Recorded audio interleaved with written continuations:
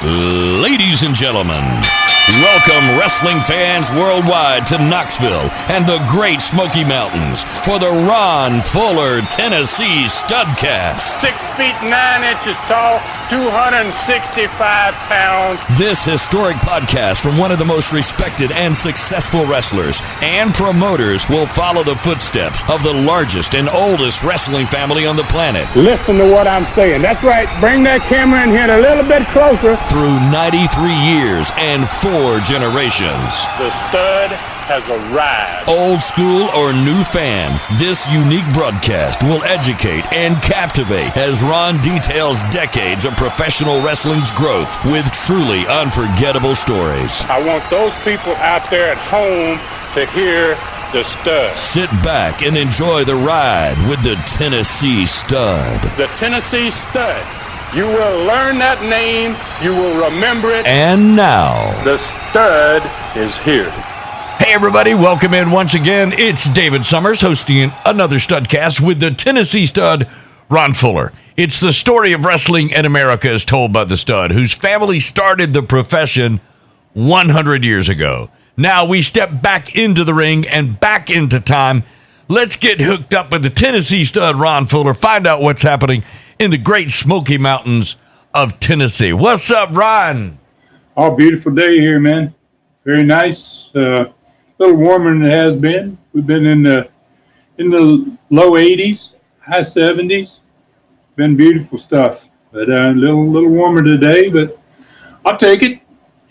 Hey, you got to be feeling some cooler nights as opposed to what we're getting here in the Deep South. Oh yeah, man. We get some stuff in the 60s. Oh, okay. Yeah. We won't hear or see of that till maybe October. So yeah, man. It's what a beautiful climate here. Wow. Yeah. And mountains just make all the difference in the world, I guess. Yeah. There's a lot of rain here, though, man. I mean, I guess that's why the Smokies are so green. Yeah. Wow, the mountains are just unbelievably green, and we get a lot more rain than they do, say, 40 miles west of us in Knoxville. I can see that. Hey, we've certainly had our share of rain here. You're talking about green. Everything around us is very green. So we've really enjoyed some rain that we've had lately, cooling it off a little bit, but not to the extreme that we've been accustomed to, because we still get plenty hot here. That's for sure.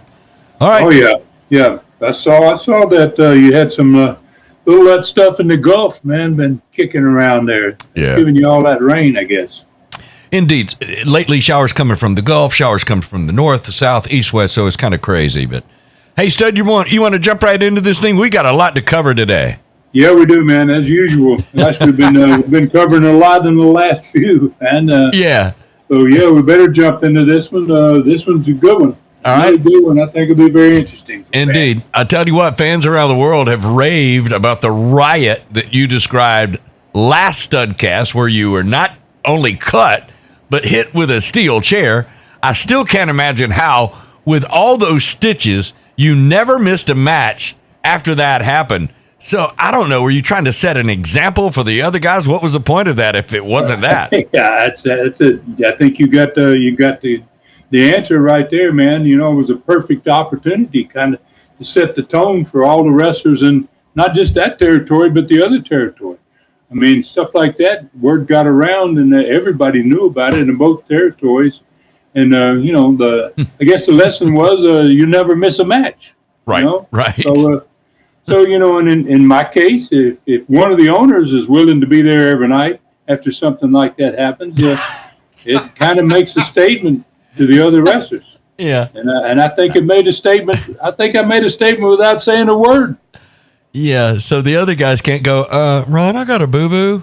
Yeah. Shut up. Shut up and get back in the dressing room. So really, I never thought about it like that. So judging from the many comments that we got, that story sure opened the eyes of a lot of new era wrestling fans, I'm sure, that could never even imagine something like that happening today. Well, there's not much comparison between the wrestling today and what was happening 44 years ago, man, in the sport. Yeah. So, yeah. I only had about 30 stitches, a little over 30 stitches put in me. And compared to my father in 1966, who got 65 put in his side, and he was a baby face the night that one happened. Right. Well, you can imagine what they would have done to the heel. Yeah. All right. So maybe we can hear that story someday, but the title for this Studcast intrigues me just as much. Tournaments in both territories. That's what it's called. Tournaments in both territories this episode. So what was that all about? Well, in Southeastern Wrestling, we had the opportunity for the second ever car tournament there. This was a beautiful 1978 Ford LTD Landau. Beautiful cars back in those days. And instead of the 3-month tournament for the Cadillac that we had in 1976, about 2 years earlier, and that was a one-night, that one was a 3-month tournament. We had a one-night one this time on July the 14th, 1978, and the winner was going to drive out of there in a brand new car. And in the Gulf Coast territory at the same time, we needed a TV trophy champion. Like we had in Knoxville since we'd started that promotion there. So July was a rating month, a TV rating month, and it was perfect for a month-long tournament on TV to crown a TV champion and present him a trophy down there in the Gulf Coast. I'll tell you what, that sounds like a big crowd in Knoxville for the event. We'll be talking about there today, and a big TV audience in the Gulf Coast for 4 weeks. So tell us where we're riding first today. I think we said in the last Studcast that we're going to start this one with the results of the Gulf Coast card of July 7th, 1978. I think I got that right. And then we're going to take it from there. Yeah, I think that's exactly what happened. We finished everything, but we didn't get to telling about the results of that card. So, and you're right on it again, my man. So that's what we promised, and we're going to deliver as always, the best we can. And we're not only going to get the results for that card first today, but we're going to stay in the Gulf Coast territory with the following week's Mobile card, the TV results from that card and the attendance. And we're also going to take a quick final look at the success of that huge billboard buy, Southeastern Gulf Coast in June of 1978. Oh, yeah, yeah. And then we get that, we're going to head north, southeastern Knoxville, for the second car tournament in its history. We're going to talk about the TV promoting that car tournament, the results of the matches, announce the winner of the beautiful Ford LTD Landau.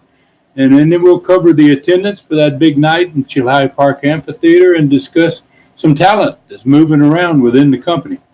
And then for certain, we're going to close this one. By golly, we're going to make it this time. We're going to get that learning tree question in on this one, man. I knew you were determined on that. Our Studcasts have been so full of everything lately, we just haven't had the opportunity to get to a learning tree question for like 3 weeks now. So it sounds like we're going to start with the results of the Mobile, Alabama show of Tuesday, July 11th, 1978, before we move on to this week's cards. That's it. Exactly the way it's going to happen. And the opening match there on that July 11th card was supposed to be Wildman Fargo, who had just arrived in the Gulf Coast area, versus Rocket Monroe. And for those that were with us last week, they'll probably remember that Fargo, due to an injury to Robert Gibson in the Gulf Coast Tag Championship match on the TV last week, became partners with Ricky Gibson. And on July 11th in Mobile, they were going up against the Assassins for the tag belts. The Assassins had taken from the Gibson brothers on TV the Saturday before. So the wrestling pro, Leon Baxter, came over from Dothan and took Wildman Fargo's place in that first match, wrestled and beat Rocket Monroe. And then in an all against all 4-man elimination match, we had David Schultz, Eddie Mansfield, Charlie Cook, and Mike Stallings. And the winner was going to get $1,000. And David Schultz and Mike Stallings ended up in the finals, the last two in the ring, and both of them ended up getting into such a brawl, they disqualified them both. So they're going to be coming back again the next week against each other. And we're going to jump that prize from $1,000 to $2,000 for the winner. Then Tony Charles proved in a Texas death match that he could beat Eddie Sullivan in just about any kind of match, basically. And in spite of what Sullivan, the fact that Sullivan kept leaving the ring as many times as possible to keep from losing in his Texas death match. He wanted it, and then he wanted to keep his rear outside on the floor.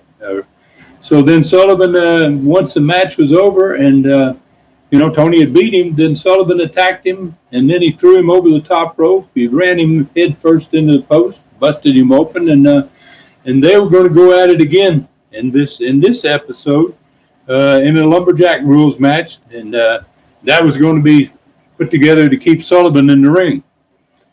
And then we got the much-anticipated tag match from the Gulf Coast Championship. It's now owned by the Assassins after that thing that happened on TV last week. And since their win and their injury to Robert Gibson 6 days earlier on TV, and that had Wildman Fargo taking Robert's place beside Ricky Gibson. And fans were really into this match. Wildman Fargo certainly lived up to his name, and the match was wild to boot. The match was declared a no contest. We'll be talking about that one. They're going to go at it again the following week.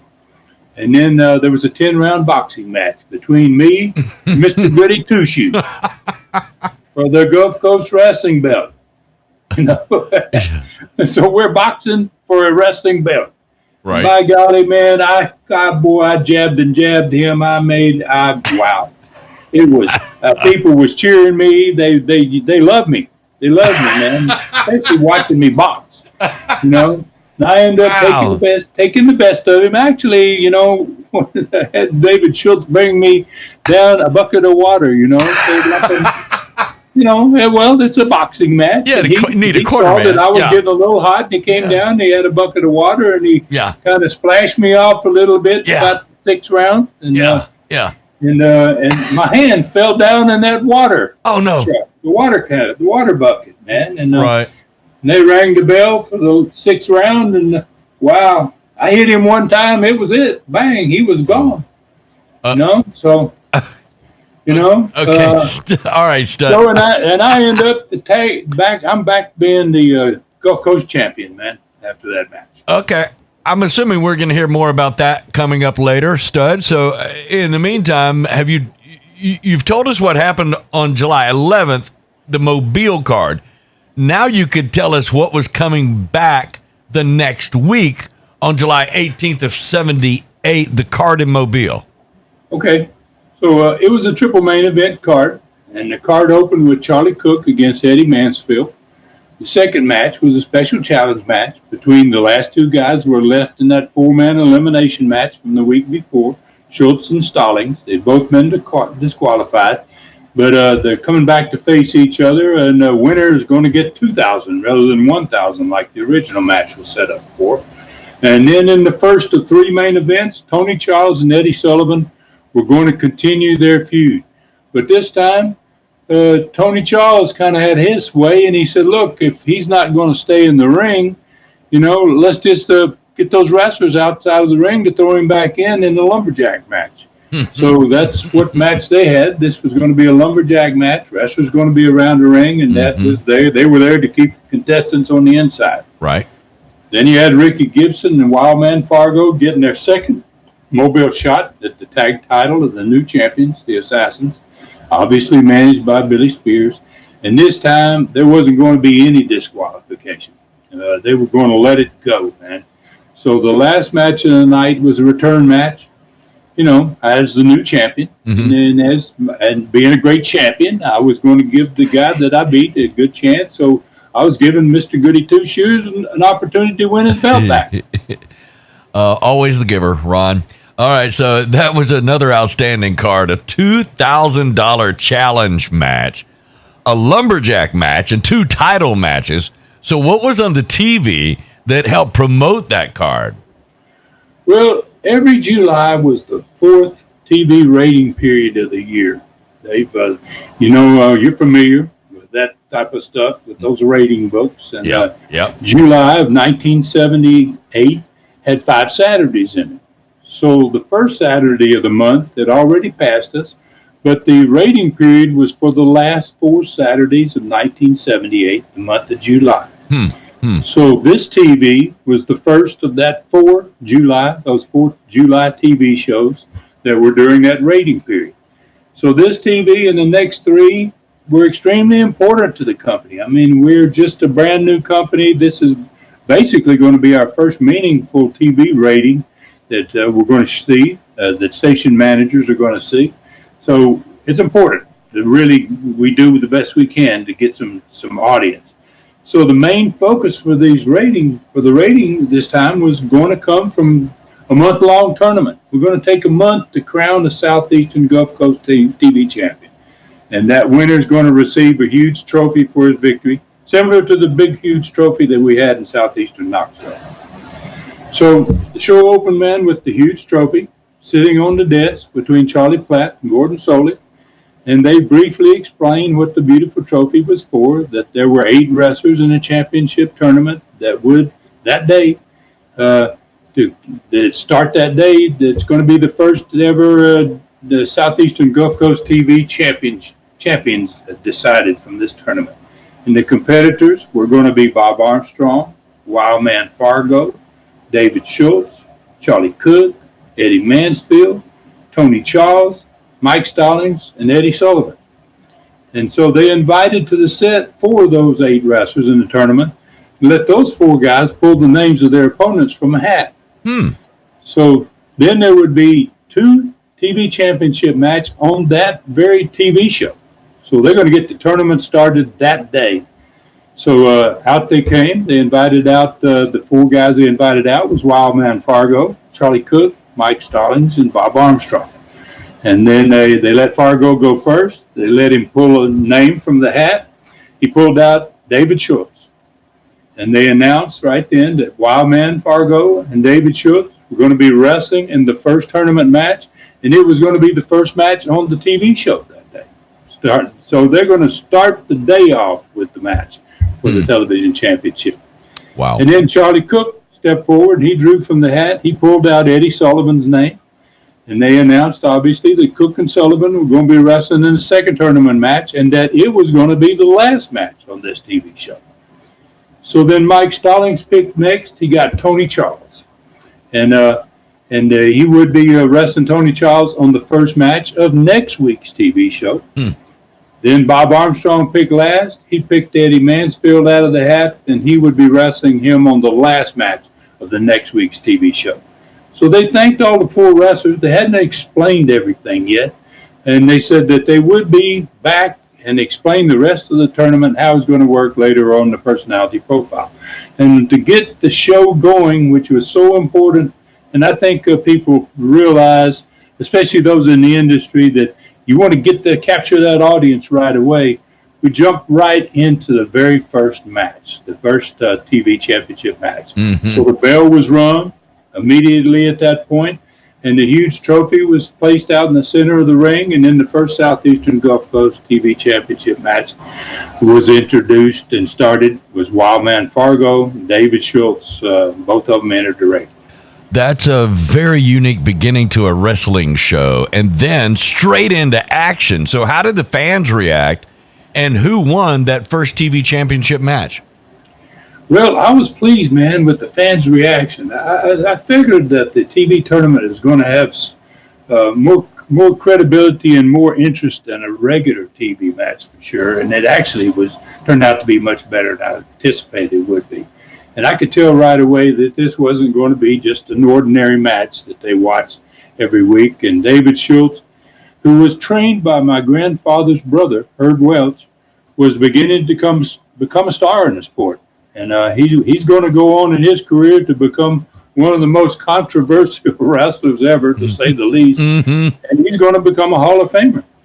So Wildman Fargo was no match for the determination and the desire, man, of a young David Schultz, man. He was a go-getter in those days, wanting to make a name for himself and well on his way to doing it. So then after the win, Schultz came to the set, and he was all pumped up from his victory. And he was out there for the first interview with Mike Stallings, and Mike Stallings had pre-recorded his comments for this interview about the upcoming $2,000 challenge match that's going to be the following Friday night from that 4-man elimination match. So the money, like I said, had grown from $1,000 to $2,000, and Schultz made his. It was about a minute for Schultz, and it was about a minute for Mike Stallings. Then the second segment of the show opened, and it was with me going to the set with Charlie and Gordon. I had just won the belt, and I was carrying my newly won Gulf Coast Heavyweight Championship. I'd won from Mr. Goody Two Shoes by winning the boxing match for a wrestling belt. and I held the belt up for the studio crowd to see it, and then I bragged to both commentators about how the fans love me, man. Even though they were all booing me like crazy, you know. I said, boy, don't they love me, man. Look, they know what a great star I am, man. You know, and I kept that heat briefly, man, but only briefly because here come Mr. Goody Two Shoes to the ring, man. So that kind of slowed me down a little bit. So in his controversial loss, man, only made him more popular. You know, once people saw that he had lost, I think that helped him become more popular. And he made quick work of his TV opponent, which was the way he usually handled those TV matches. Mm-hmm. He won with his sleeper again. And then we both interviewed about our upcoming return match for the belt. This time Armstrong pointed out very clearly that it's a wrestling match. Right. It's not going to be a boxing match. So. I think you're right, though, about the loss. I think it did make him popular. It showed that the dude is struggling. He almost had that thing, and he's not giving up. So I think that's the fortitude of the man. All right, so was it time for the personality profile and the rest of the explanation of the TV Trophy Championship? Yes, it was. It certainly was, my man. Cool. Charlie and Gordon, man, had that big trophy again sitting between them. It was a big, tall one, very similar to the one in Knoxville. And they began to explain how the rest of the tournament would go. That there would be one more tournament match at the end of this show with Charlie Cook versus Eddie Sullivan. And then next week, the second round of the tournament would start. It would have Tony Charles versus Mike Stallings in the first match of the next show. And it would end up in the last match of the next show with Bob Armstrong against Eddie Mansfield. Then the third week of the tournament, they said the two winners of today's matches were going to wrestle against each other. And that would be David Schultz against whoever won in the Charlie Cook and upcoming Charlie Cook and Eddie Sullivan match. And then when that match took place, the winner of that was going to go to finals. And then on next week's show, the two winners of those two matches on that show were going to wrestle each other again on that third week. So there's going to be 2 live matches on this one, 2 live matches on the second week, 2 live matches on the third week. And then the last Saturday of the month of July of 1978, the 2 unbeaten wrestlers were going to meet for the trophy and the honor of being the first Southeastern Gulf Coast TV champion. Wow. Okay. So typical of you, Ron, imagine that a 4-week tournament for the Gulf Coast TV championship that just happens to start on the first week of the July 1978 national TV rating period and ends on the last week of that rating period. What a coincidence. What a coincidence. That really was strange, man. Since that happened, it just might build a big number for one of those first rating periods ever for the Southeastern Gulf Coast territory. I always say you never miss an opportunity. It seems like you can see it and you take it, and that is so smart when it comes to guerrilla marketing. So who was in the third match of this TV? Well, Ricky Gibson and Wildman Fargo, they started the third segment out. They joined Charlie and Gordon at the set. They watched 2 different videos. The first video was from the last TV show where Billy Spears had nailed Robert Gibson with a wicked chair shot that knocked him unconscious, man. He got pinned, and it put him out of action with a concussion. And then they changed gears, and they watched the second tag match, one that was recent, that showed Wildman Fargo with Ricky Gibson against the Assassins, trying to get the championship back from those guys. And wow, it was a wild affair, man. So when they finished watching that match, before they left the set, the new Gulf Coast Tag Champions, the Assassins, entered the ring for the next match. They were going to be in the next match, and Ricky and Wildman Fargo was still sitting at the set. And so when they entered the ring with their manager, Billy Spears, he was carrying their championship belts. And as soon as they got in the ring, they both those two big old boys in the black outfits, man, with the hoods on, dropped down on one knee facing Fargo and Gibson, who were still at the set.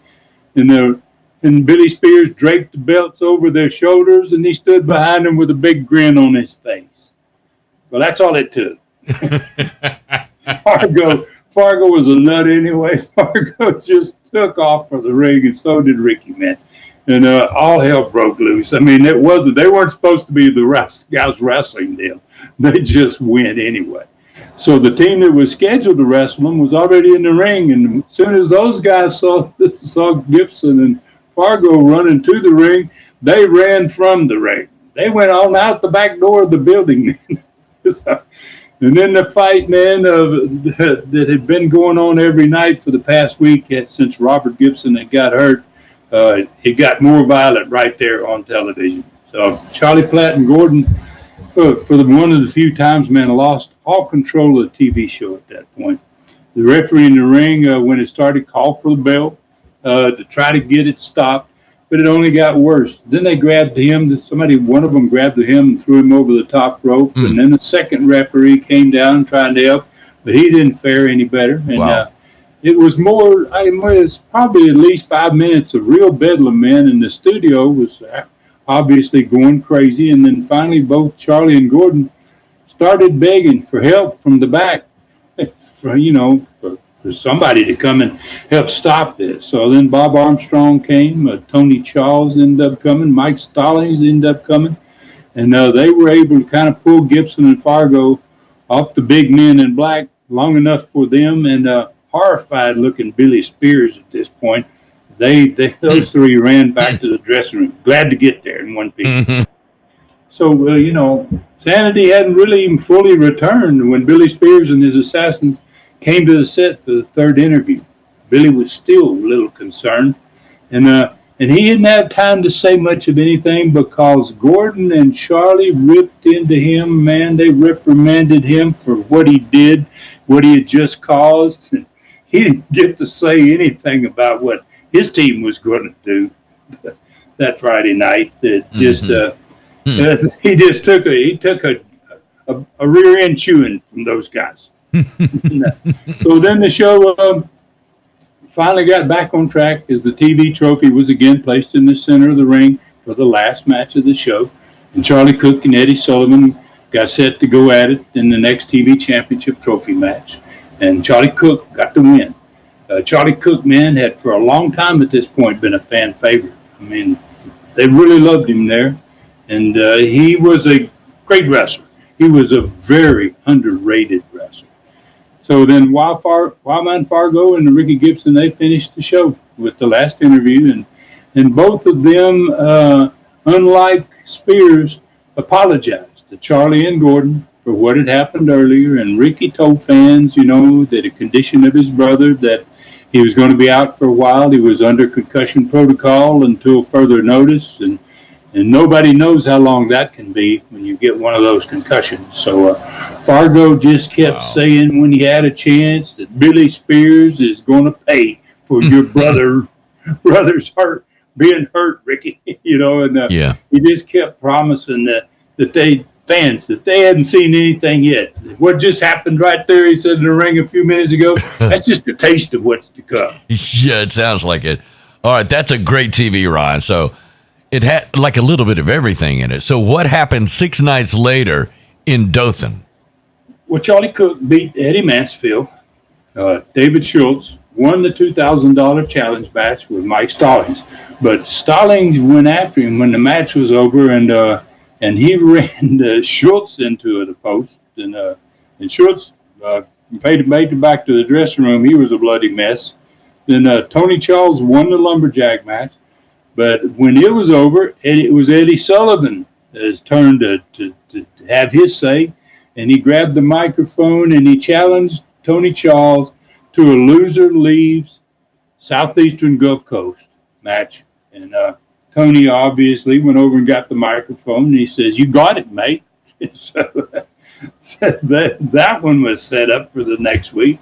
Then the Gulf Coast tag match was another all over the building fight, man. It just left all the fans going crazy and wanting more, man. They loved this Fargo and Ricky team, and wow, they really had something going. And in my Gulf Coast title defense, Mr. Goody Two Shoes, Bob Armstrong, was all over me, man. And he was so mad about what had happened in the boxing match that he kept constantly trying to use his karate training from the Marines, you know. And it kind of forced me to get myself disqualified on purpose to save the belt. You know, he just trying to catch me with one of those karate chops.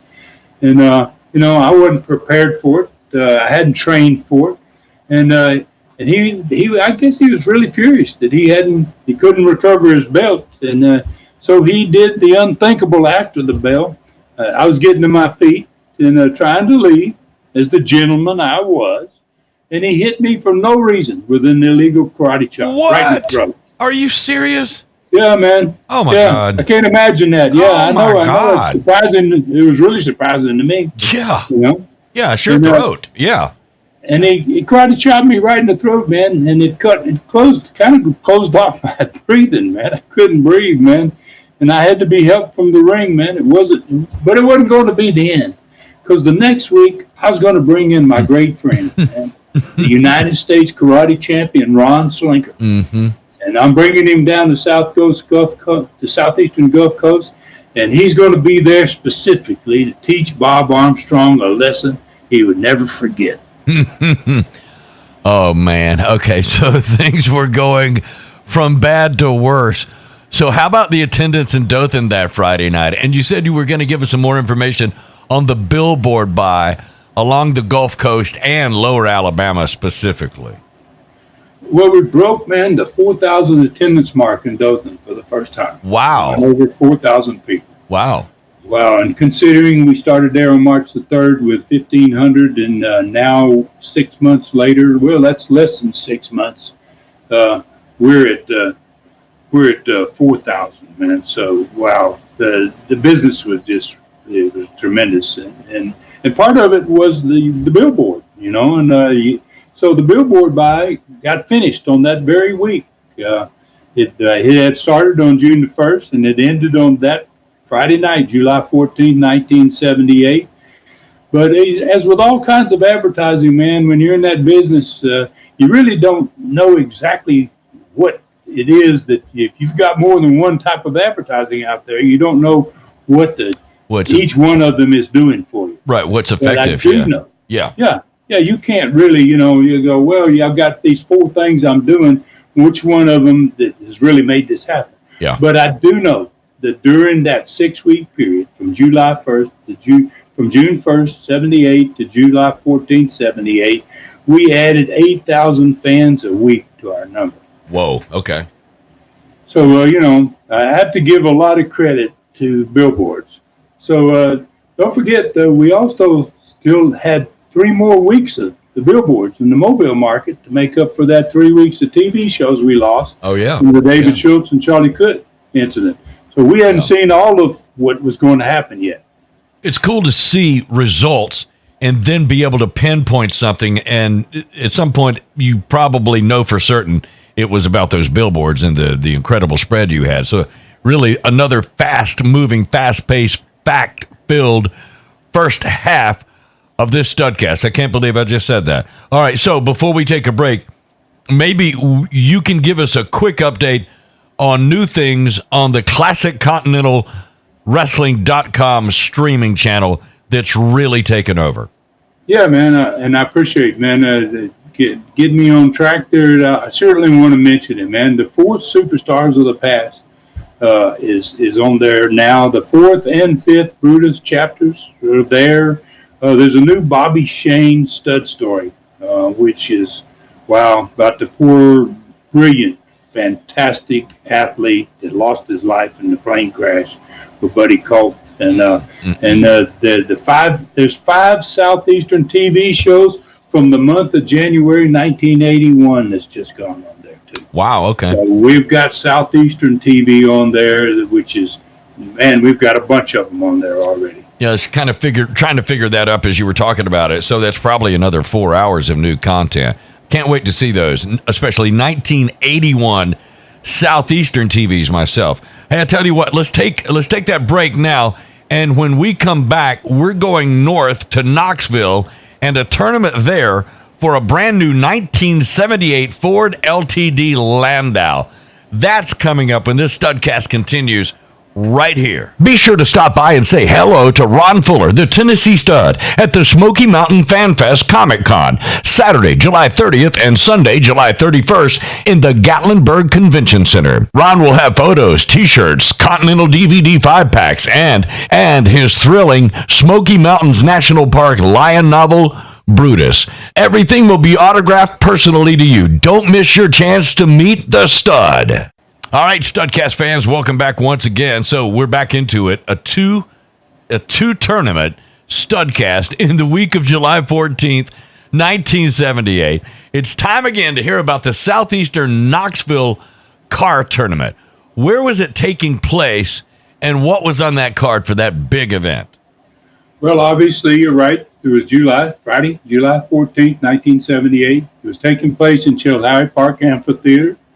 The main event was a 13-man, one-night tournament for a beautiful Ford LTD Landau, man. And what a beautiful car it was. And here was the first-round pairings for that tournament. Ronnie Garvin against the great Malenko. Phil Hickerson versus Bob Root. Our brother Robert versus Dennis Convey. Kevin Sullivan against Ron Wright. Jimmy Golden versus Jerry Lawler. Rip Smith versus Don Carson, and the newcomer Abdul Zattar had drawn a bye and was going to get to go directly into the second round without having to win in the first round. So there were 6 matches in the first round, 4 in the second round, 2 in the third round, and 1 more in the finals. So they got a great card there in Knoxville. There was one added event for the Southeastern Championship to this card. That was the Mongolian Stomper, managed by Don Carson. He was defending his title against Ron Slinker, who was seconded by Ronnie Garvin. Okay, so 14 matches with a new car being driven out of the park by somebody, by one lucky wrestler. So before I ask about the TV, was Chilhowie Park set up so the car could be on display the whole time? Was it visible to the fans? Well, we're going to get there, my man. Glad you're ahead of the game, man. Great question, Jeff. But I'm going to explain how that went down, man. Because that's important. All right, on the way there. So, what was on the TV 6 days later, building up and promoting this incredible card? Well, before we get in the actual TV show, let's remind everybody that this was the beginning of that same Arbitron and Nielsen rating period that was happening 500 miles south on those Gulf Coast TV stations. So I had talked to Rob, who didn't know a whole lot about that type of thing, and made him aware that the month of July had that there were 4 rating periods per year, and they were all extremely important, and that July was one of those 4, and that he had to handle the 4 important TV shows appropriately. He's going to have 4 opportunities to keep that growing trend we had on those Knoxville TV ratings. So this show opened up with a tight shot of Les, running down what was one of 4, was the first of 4 great TV shows in July. Rob did a great job putting these together. And this one was going to have 2 championship matches on it. One was a TV championship trophy match, in which the champion, Dennis Condrey, was defending against Jimmy Golden.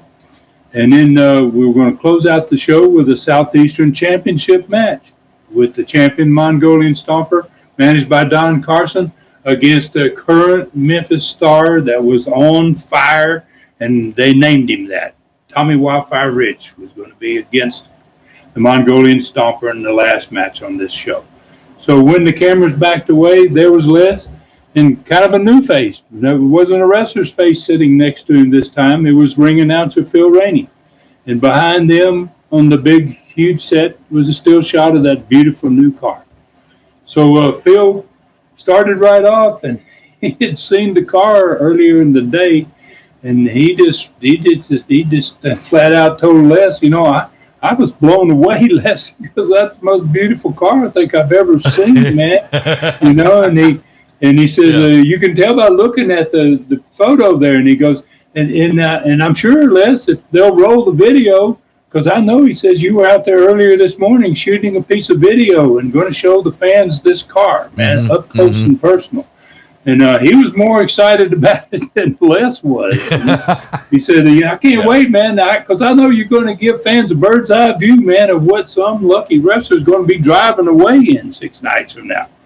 So, wow. So you could hear, once the video started, you could hear the reaction of the studio audience. They were watching their studio monitors because, it was taped.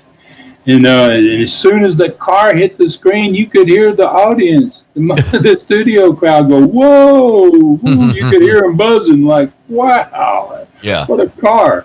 So in just a 3-minute video, that's about all Les took to really go around and give people a chance to see it from the front, the back, and inside, the whole deal.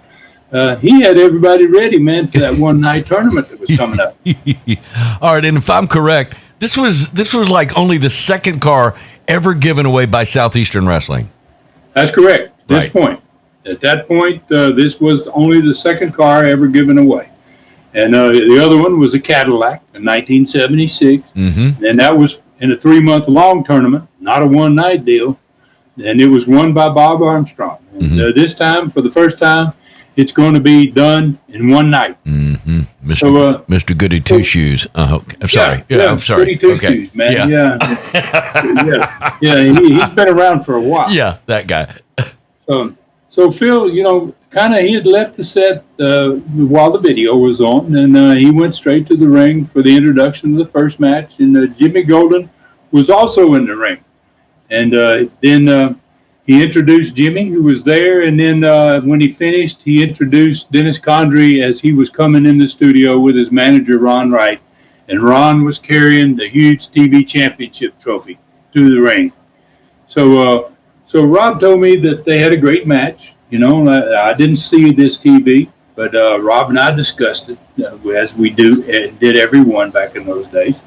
And Jimmy Golden ended up winning the trophy, man. With a desperation small package maneuver, Rob said that when everybody thought he was beaten and didn't have a prayer of winning, he hooked a small package. And Rob said the studio exploded, man. So Jimmy Golden ends up with the big trophy. And then in the first and second interview segments of the show, they were all pre-recorded. And that way we could give everyone in the tournament an opportunity to talk just briefly about their opponent. And their opponent in the first round in the kart tournament. So the first 6 of these guys, they had an opportunity in that first interview to talk, was Phil Hickerson, talked about his opponent Bob Roop. Bob Roop talked about Hickerson. Rip Smith and Don Carson had a chance to talk, and Kevin Sullivan and Ron Wright had a chance to talk about the car and their opponents. But then was Ronnie Garvin time. And he made his first match in several weeks, man. He hadn't been on TV for quite a few weeks. And, wow, that match was an eye-opening experience, man. He won, obviously, jumping off the top rope as he normally did in his opponent's throat. But he didn't do it just once. He did it twice, back to back. He didn't think he had done it good enough, I guess, the first time. He went back and jumped off on him a second time. Wow. And then the next 6 wrestlers in the tournament were heard from. Garvin and the great Malenko had their comments about each other and the car. And that was followed by Dennis Condrey and his opponent in the tournament, my brother Robert. And it finished with the new TV champion, Jimmy Golden, that just won that TV trophy. He was going to be against the Southern heavyweight champion, Jerry Lawler, in the first round. And then Jerry Lawler even cut us an interview from Memphis and sent it in. So we even had Lawler on that show. So the only wrestler not interviewed in this that was in the tournament was that newcomer, Abdul Sattar. Huh. And he wasn't in the first round because he had drawn a bye that put him into the second round automatically. So then we got to the personality profile, all about the car tournament and just how difficult it was to win an event like this. These one-night tournaments are just, wow, if you're a wrestler, they're impossible almost to win, And the winner in this one had to win at least 4 times. in one night. And that's pretty darn hard to do, man. Wow. You've got to be in great shape if you want to get there. 4 opponents. Yeah, wow. Yeah. 4 in one night. Yeah. And so Les had a special guest with him on the show, and it was the owner of the Ford dealership that presented the car. And it turned out he was a huge wrestling fan himself. You know, as Les started talking to him, he found out the guy says, "Oh, I know everything's going on. Oh, heck yeah, you know." Yeah. And so Rob said he listened to the profile. And he said when Les told him we're going to do this car dealer, he said, I thought, I'm not so sure about how that's going to go. And then Rob told me, he said, geez, man, it was tremendously interesting. It was a very unusual profile. And he said at the end of it, he said, Les asked the owner who he thought it was going to win the car. Oh, wow. Yeah, and he said, the owner said, I think Ronnie Garvin is going to be the guy that drives out there with the Cadillac. And Ronnie was the wrestler that ended up in the finals for the first one, for the Cadillac 2 years earlier. Wow. But, and we know what happened in that one. Okay, so a pretty good prediction on the dealer's part. So the first half of this TV had definitely done a great job of building up, promoting, just really selling this car tournament. So what was the last half of the TV show about? Well, Rob was booking this one, and, he had focused basically on the only match left on that upcoming Friday night card, and that wasn't related to the car at all, and that was the Ron Slinker, seconded by Ronnie Garvin, for the chance to win the Southeastern title from the Mongolian Stomper, managed by Don Carson. And Slinker came into the studio. He was on the third match, and he had Ronnie Garvin with him because he's going to be seconding him the next Friday night. And, boy, they entered with a huge round of applause. Ronnie'd already had a win. Now Slinker's got an opportunity. And Slinker, man, was a young and improving, great wrestler. I mean, he was a obviously tremendous karate guy because he was a national champion. But he was fast improving consistently, and he got himself a quick win. And he and Garvin made the third interview of the show by themselves. And then the last match of the TV, that one could have been a main event, man, anywhere in the country. The champion Mongolian Stomper, managed by Don Carson, was defending against Wildfire Tommy Rich, who at this point, he's not a young want to be. He's a guy that's there. He had become a sensation, man, on the far side of the state in Memphis. He was a star in Memphis, bona fide at that point. So Rob even told me when we talked about it, he said that I was totally amazed at how much better Tommy had become in such a short period of time. And he said he was still not ready, though, for somebody like the Stomper.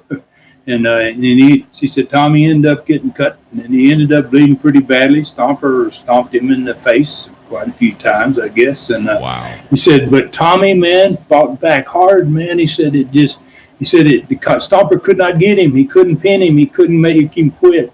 And then he said finally Don Carson got involved, and the referee's attention was drawn by the Stomper, and Carson got him with his loaded glove. And wow, he said after that, Stomper got the win pretty easily. But he said they didn't leave. They weren't finished. So he said both the Stomper and Carson, then they started putting the boots to laying there, poor old Tommy, man, who's basically, Rob said he was out.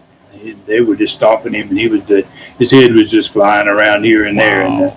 And then so Ronnie Garvin and Ron Slinker, they came to the ring, got in the ring. As soon as they did, obviously Stomper and Carson got out, and there was no contact between them. But there's going to be plenty of it the next Friday night. So then Stomper and Carson, they finished the TV show, and Carson made some really powerful comments on the end of the show about hurting Ron Slinker and sending him out of Southeastern the next Friday night, just as they had done with Bloody Tommy Rich there a few minutes ago. He looked just like Tommy Rich looked. Holy cow. Another great TV show for real right there on the same Saturday. 500 miles north of the Southeastern Gulf Coast territory. So what was the result of this July 14th, 78 tournament for the Ford Ltd. Landau and the Southeastern Championship match in Chilhowie Park? Well, Rob, let's start out with talking about the night. I guess set up the evening, I guess is a good way to put it. Rob said the night was beautiful. He said the amphitheater was packed. He said the matches were excellent, and the crowd, he said, was absolutely electric. He said that we had talked, me and him had talked about how to protect the car so that it couldn't be damaged, right? Like the last one did when Ronnie Garvin took the windshield out of it. Yeah, stanching through the windshield. Yeah. Okay. So, Rob and I talked about this before he ever went down to the park to have the event. And as was the case, I just mentioned what had happened to the windshield and the Cadillac. So even though I was 500 miles away, I knew exactly how to accomplish what was necessary because I was very familiar with that outside arena, man. We had been in there at this point for 4 years, close to 4 years. And everyone who entered that arena bought a ticket. There was a small building in the front of the amphitheater, and that building included the dressing rooms for both the baby faces and the heels on the opposite ends of that building, as well as a big platform that the ring and where all the ringsiders set was behind the back part, was on the back part of that building where you came in.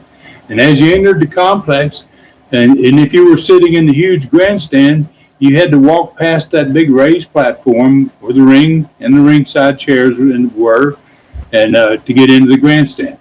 And if you sat in the grandstand, you looked down on the ring and ringsiders because the grandstand was built back into a mountain. So, the higher you got, the further down the ring and the ringsiders was. But it was tremendous views. There were these huge grassy areas, and you talked about mentioned it a couple times last week, maybe about the grassy areas on both sides, and even at the top of the grandstand there was a grassy area. Yeah. So that when the grandstand, which held about 5,000 people, got full, then there were places that other people beyond that could even go. So you had those grassy areas on the top and on the sides, and then there was this tall chain fence around the entire complex. You had to have something there to make sure people didn't get in for free, to control people from entering for free. And then facing down from the grandstand was this large area off to the right side of the ringside and the ring, where all the concessions were, where you went to buy the soft drinks and the popcorn, and then we had great concessions back in those days. So as I described this to Rob, we're talking about it, he understood where that area I was describing was, where the concessions are over there, Rob, and they're going to have, and he knew that there was a gate there, and that vehicles used to come in that gate and unload their concessions. And then once the event started, just before the event started, all those vehicles moved outside that gate. So there was plenty of area for the fans to be in, to get their drinks and things. So again, David, as I like to say, presentation was everything, my man. So fans weren't, but they were not going to see the car until all the concession vehicles had been removed and the bell was rung to start the matches. Gotcha. Yeah. Outside the venue had a completely different feel about it. The outside place, that amphitheater, man, it just had a different feel than the Coliseum did, and the fans could tell it. The fans kind of made that difference. When the bell rang for the matches in the Coliseum, there was hardly ever a reaction from the fans. When the bell rang to start the first match, they didn't react like they did. Outside in the park, it was just the opposite. When the bell rang at 8:30, it was twilight time. It was just beginning to get dark. Then that small mountain complex had its giant trees, and they were spread randomly all throughout it. And it had that big, huge grandstand there with the grass all around it, and the fans looking down, basically at bell time, on a sea of ringsiders, man. And the ring down there had a brilliant light above it. And, I don't know of any other way to describe it other than to just say it was absolutely beautiful. It was a beautiful setting. Wow. And when the bell to start the matches rang out there, compared to the Coliseum, for whatever reason, out there in that park, when the bell rang, the crowd exploded. It was like they were already primed for the matches. So I told Rob, I said, Rob, I know what's going to happen, and you do too. That crowd's going to pop when they ring that bell. And I said, that's when you want to introduce the car. And he said, so, and he said, well, how you want to do that, Ron? And I said, tell Rainey to go to the ring. He was the same guy that opened the show with Les. He was the announcer for not only the TV, but the live matches there at the Coliseum and in the park.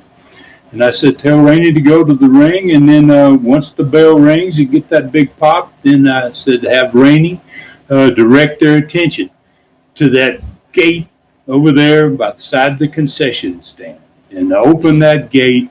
And then I said, I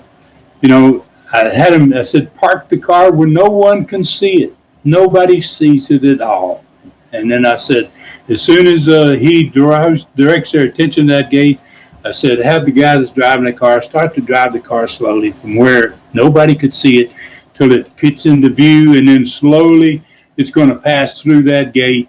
And I said, have Phil describe that automobile the entire way to the ring. Sweet. And oh, it's like revealing the birthday cake. You bring it out slowly. I mean, that's cool. I mean, obviously, you know how to paint a picture with words. So how did your brother say the car introduction went? I know Phil Rainey is about as professional as it comes when it comes to stuff like that, most likely. Yeah. I mean, Phil got with it, I'm sure, and I'm sure he did a great job of it. Rob said that almost every person in the entire complex was on their feet by the time that car got to the ringside.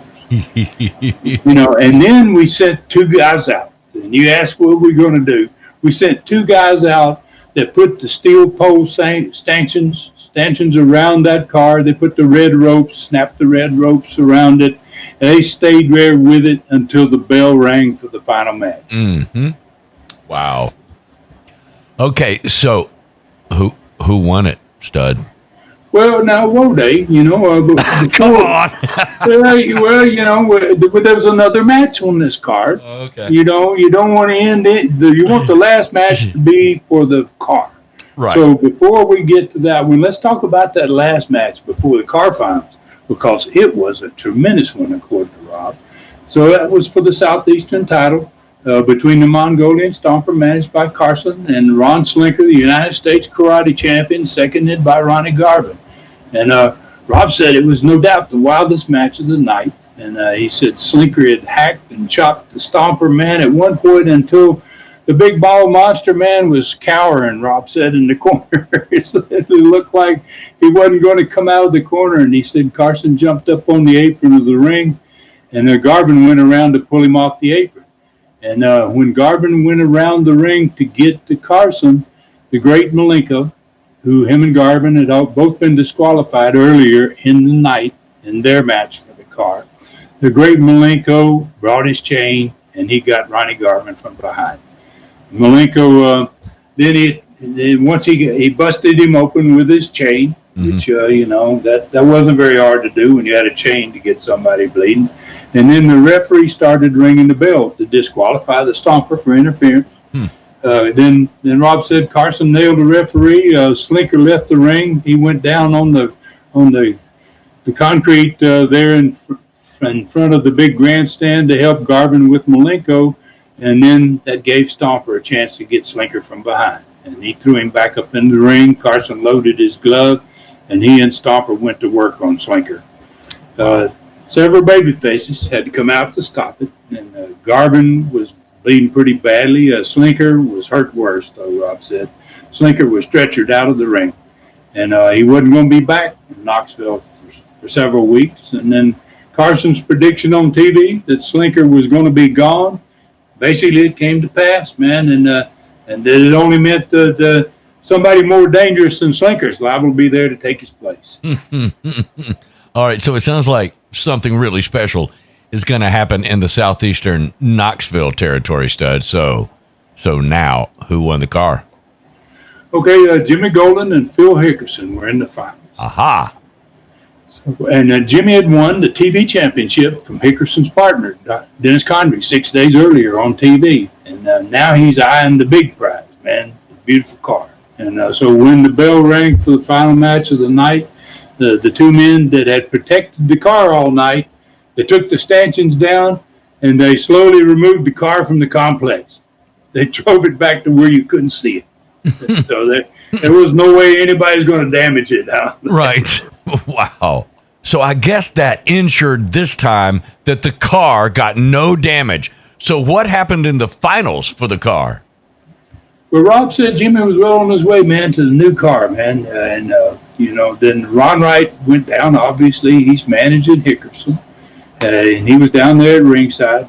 And he had to get involved to save his guy.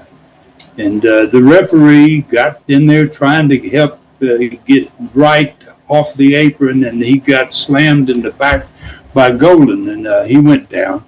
So Wright said... Wright grabbed up Jimmy. Rob said Wright grabbed up Jimmy from behind and he held him up for Hickerson to nail him. But when he went to hit him, Jimmy ducked.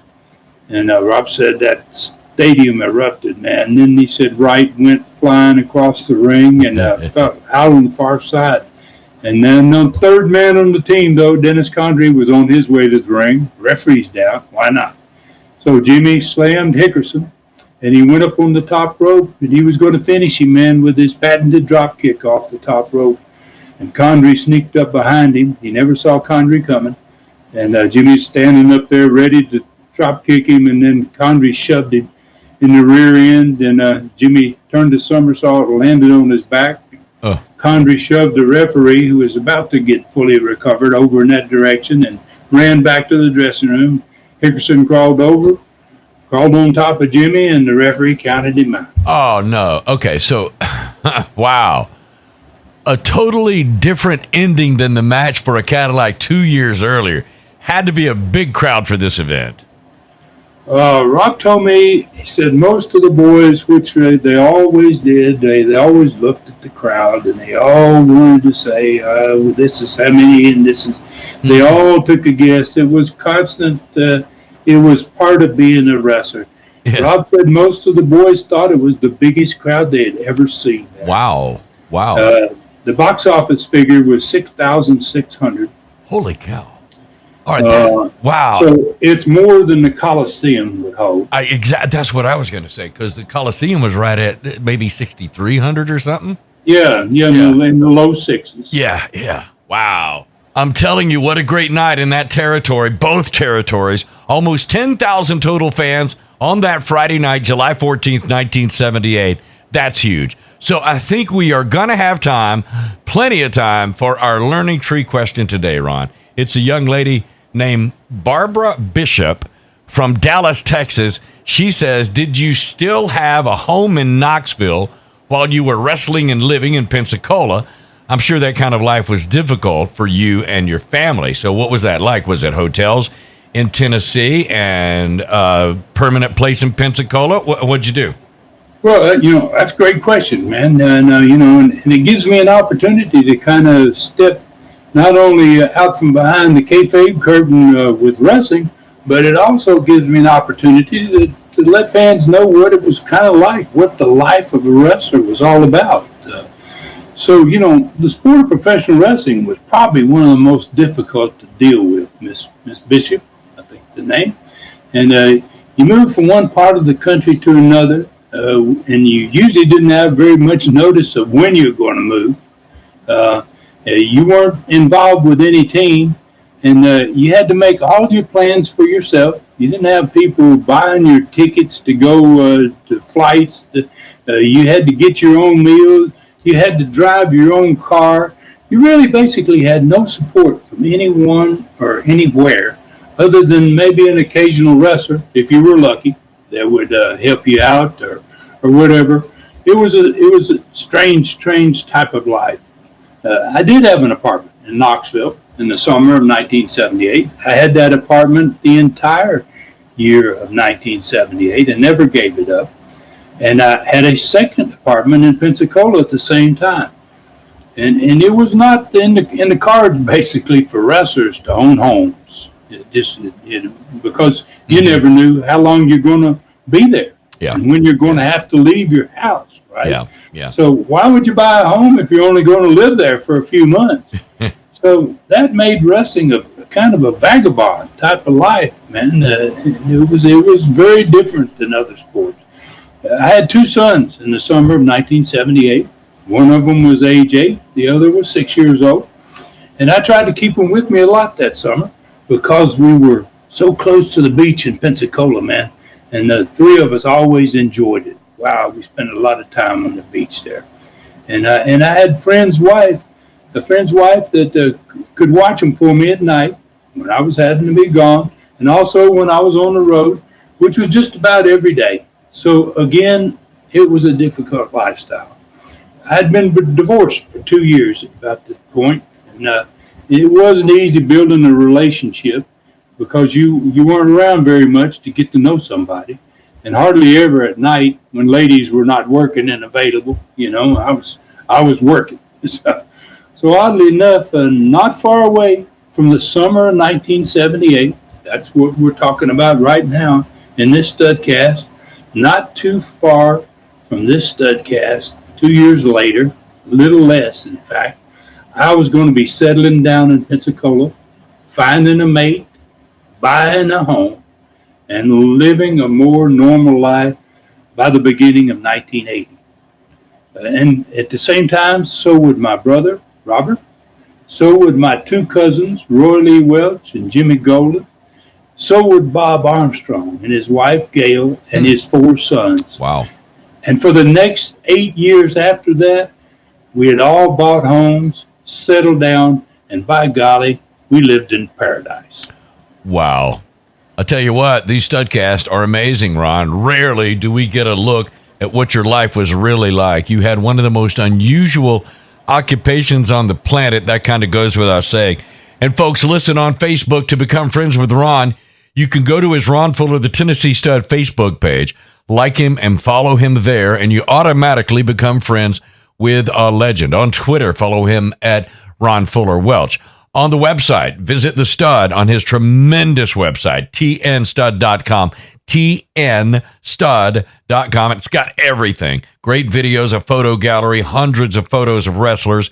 Every Studcast ever done is free.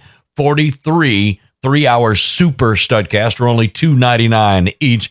Well worth it. You can shop the Stud store, all kinds of souvenirs, personally autographed photos, T-shirts. I think even the masks are available, like the Stud War replicas and the thrilling Lion novel Brutus. Southeastern Rewind on YouTube is still full of great shows and up-to-date information about Ron's fantastic streaming channel at ClassicContinentalWrestling.com. It's all there and always will be. This week, find 2 new Brutus chapters, number 4 and number 5.